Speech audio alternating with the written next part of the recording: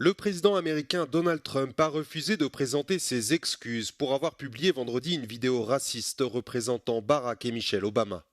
La vidéo, qui faisait également la promotion de théories du complot sur la défaite électorale de Trump en 2020, montrait les visages hilars de l'ex-président Barack Obama et son épouse Michelle sur des corps de singes.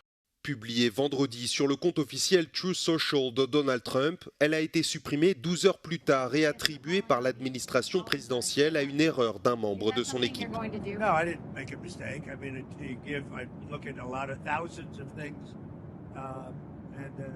Il y a plusieurs années, Donald Trump avait mené une campagne raciste et complotiste contre Barack Obama, prétendant que le premier président afro-américain de l'histoire n'était pas né sur le sol national.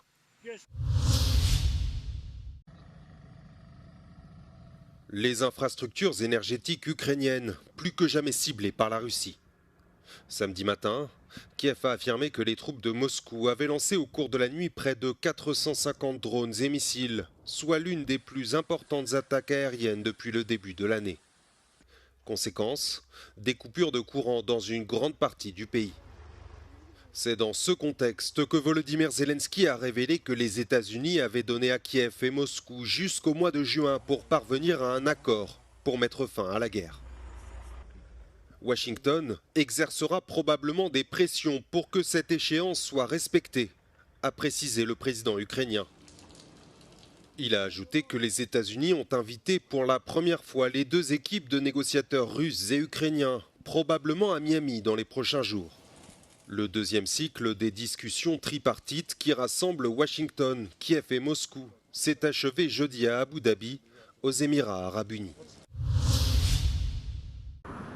La conception addictive de TikTok enfreint le règlement européen sur les services numériques et ne protège pas suffisamment les utilisateurs. C'est ce qu'a déclaré vendredi la Commission européenne dans ses conclusions préliminaires. TikTok compte 170 millions d'utilisateurs dans l'UE, dont la plupart sont des enfants, a affirmé la Commission, ajoutant que l'application vidéo s'appuie sur des fonctionnalités addictives telles que le défilement infini qui alimente continuellement les utilisateurs en nouveaux contenus chaque fois qu'ils actualisent leur écran.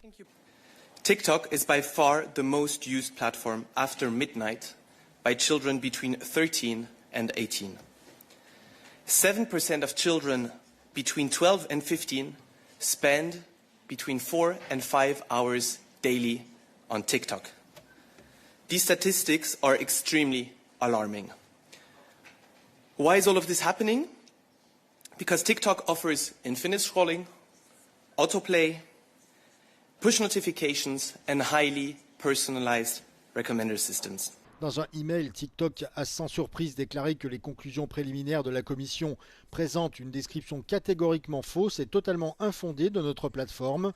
Ces conclusions sont préliminaires, ce qui signifie qu'aucune amende ou sanction n'a encore été infligée et que l'enquête est en cours.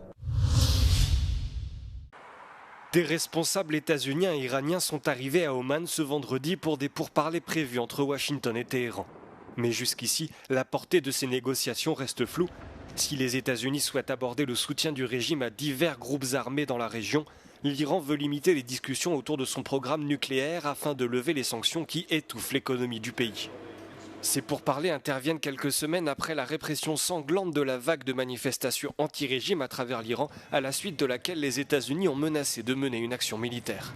The president has obviously been quite clear in his demands of the Iranian regime. Zero nuclear capability is something he's been very explicit about, and he wants to see if a deal can be struck. And while these negotiations are taking place, I would remind the Iranian regime that the president has many options at his disposal, aside from diplomacy, as the commander-in-chief of the most powerful military in the history of the world. Alors que Donald Trump continue de menacer l'Iran, les États-Unis ont déployé dans la région une armada navale, tandis que l'Iran a promis à plusieurs reprises de riposter contre les bases américaines en cas d'attaque. L'Iran est prêt à défendre la souveraineté et la sécurité nationale du pays contre toute exigence excessive, a assuré Abbas Araghchi, le ministre des Affaires étrangères. Il s'agit de la première rencontre diplomatique entre les deux nations depuis les frappes états-uniennes sur des sites nucléaires durant la guerre des 12 jours déclenchée par Israël en juin dernier.